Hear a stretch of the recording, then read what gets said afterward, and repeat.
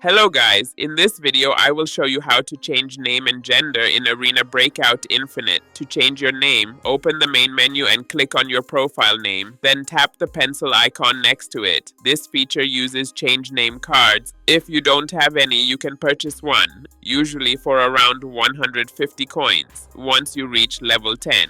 After getting a card, enter your new name and tap change name to confirm. If you want to change your gender, click on the gray area of your profile instead. This will open the Customize menu. From there, go to Costume, then tap the character icon to switch between male or female options. You can also adjust features like face and hairstyle. Note that changing gender costs coins, so make sure you have enough before confirming. Don't forget to like this video, subscribe to our channel, and share it with friends for more useful mobile and tech tips.